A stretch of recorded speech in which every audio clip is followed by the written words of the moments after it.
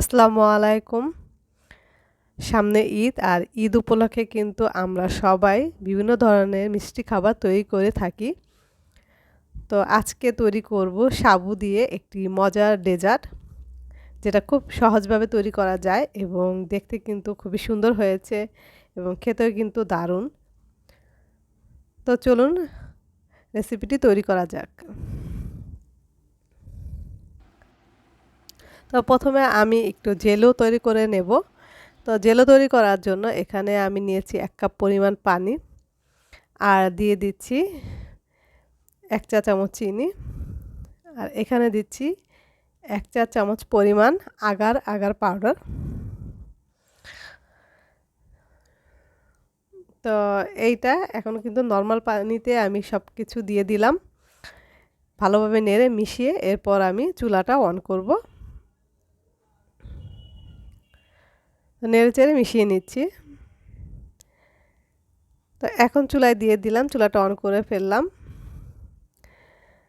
বলক চলে এসেছে। বলক চলে আসার পর আর বেশিক্ষণ চুলায় রাখা যাবে না, যেহেতু সব কিছু দিয়ে দিয়েছি। বলকটা চলে আসলে এটাকে ঢেলে নেব।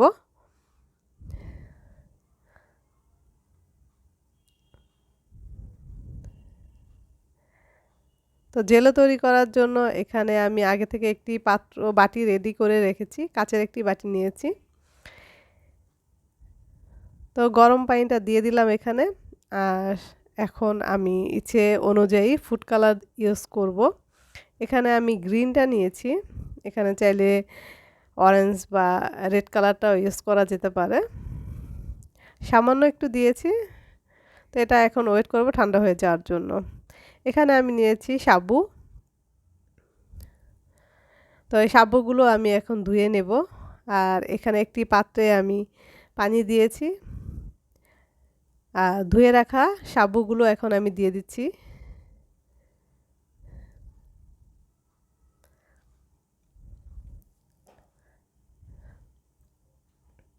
সাবুগুলো এখন ভালো করে সেদ্ধ করে নেব।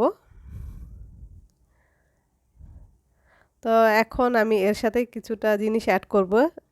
দিয়ে দিচ্ছি স্বাদ অনুযায়ী লবণ আর এখানে দিচ্ছি গ্রিন ফুড কালার।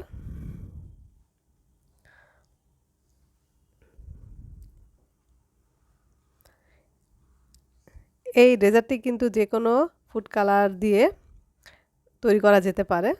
আর সিদ্ধ হয়ে যাওয়ার পর আমি এখন একটু ছেঁকে নিচ্ছি, একটু ঠান্ডা পানি দিয়ে একটু ধুয়ে নেব, তাহলে সাবুগুলো গায়ে গায়ে লেগে যাবে না।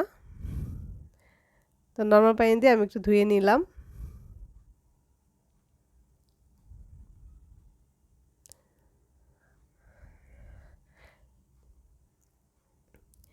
এখানে একটি ফ্রাই প্যান নিয়েছি, দিয়ে দিচ্ছি 2 কাপ পরিমাণ দুধ। এখানে আমি দুধটা ঘন করে নিয়েছি। আর এখানে স্বাদ অনুযায়ী চিনিটা আমি দিয়ে দিলাম, অল্প করে চিনি দিলাম আমি।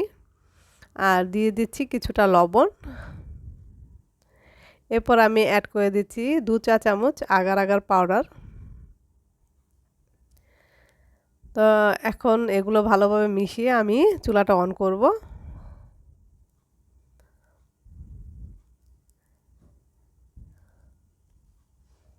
তো এখন ভালোভাবে এটাকে মিশিয়ে নিচ্ছি আর এর সাথে দিয়ে দিচ্ছি সিদ্ধ করা সাবুগুলো।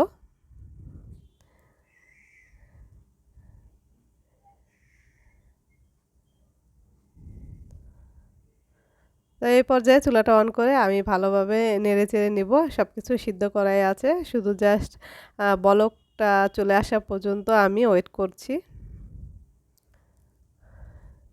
যেহেতু দুধটা আগে থেকে আমি ঘন করে নিয়েছিলাম, তো এখন আর বেশিক্ষণ নাড়াচাড়া করতে হবে না, বলকটা চলে এসেছে।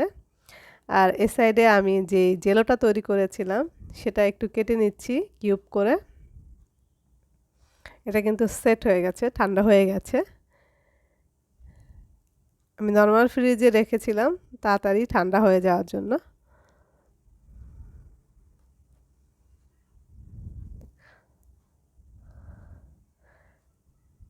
তো রান্না করা সাবুগুলোর ভিতরে আমি দিয়ে দিচ্ছি জেলোগুলো।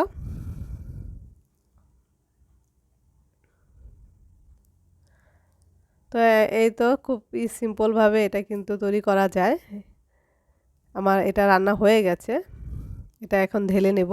তো একটি যে পাত্রে আমি ঢালবো সেখানে একটু ঘি ব্রাশ করে নিচ্ছি যাতে খুব ইজিভাবে এটা এখান থেকে আবার তোলা যায় ঠান্ডা হয়ে যাওয়ার পর।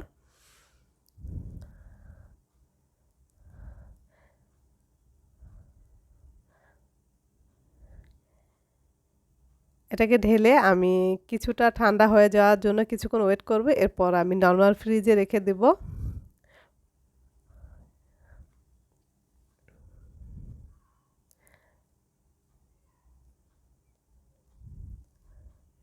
তো নর্মাল ফ্রিজে রেখেছি আর একদম ঠান্ডা হয়ে কিন্তু এটা জমাট বেঁধে গেছে, দেখতেই পাচ্ছেন। এখন এটাকে তুলে ফেলবো। সাইডে একটি ছুরি দিয়ে আমি এভাবে একটু আলগা করে নিচ্ছি। ঘি দেওয়ার কারণে খুব ইজিভাবে কিন্তু চলে আসবে এটা।